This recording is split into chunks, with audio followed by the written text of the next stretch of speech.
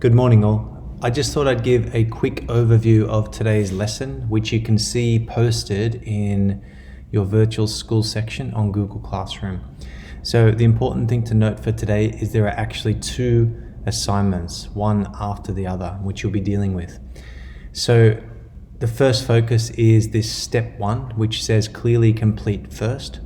And what you'll be doing is you'll be opening this document, which is this document here, and you'll be following through the description of a lab procedure.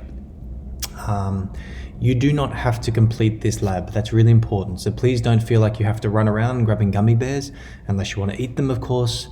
And you just simply follow through the procedure. And once you get to this section here, I would like you to make a hypothesis. Now for my classes, I will get you to do that into your virtual school log after the image that you have posted for attendance. And that's all you need to do for the first section. Okay, so once that is done, that should take you, 5 minutes or so. I would like you to move on to part 2. Okay, so part 2, you're going to open the Gummy Bear Exploration, which is this document here. And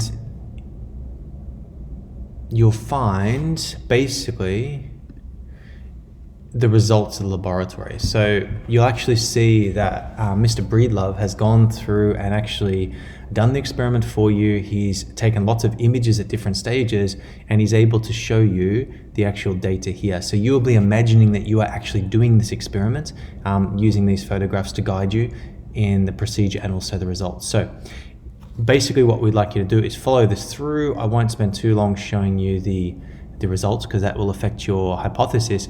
But then from really part 9 onwards, you are to do your best at answering these questions here. So there's a range of questions relating to the data, calculating percentage change, and the formula is given for you in a second. I'll show you where that is. And also creating graphs and answering some reflection questions on evaluating sort of the process here. This is the part of the lab, this is one part of the lab which we will be looking at and ensuring that everyone is on task and also has a solid understanding of this work. So that's really the first part of the second step here. And as part of this, we also want you to open up your version of this graph, and this is where you can put in your data from the lab. Okay, so all very clear, and whenever you have to do the percent change, you'll find the formulas down here. So please, just do your best at that. The formula is quite easy, but obviously we're here to support as well. So, in short, there are 2 sections for today's lesson. Step 1 should take you just a few minutes to put down, and step 2 is really the one we're looking at to try and see whether you've got a solid understanding, if we can provide sort of guidance or feedback there. As always, please do not hesitate to contact us if you have any questions whatsoever. We're here to support during the lesson, but also after the lesson. If you want to fire us a quick hangout chat or something, if you're confused, that's fine also. Okay, we're thinking of you, we're thinking of your families, we're here to support, and all the best for today's lesson.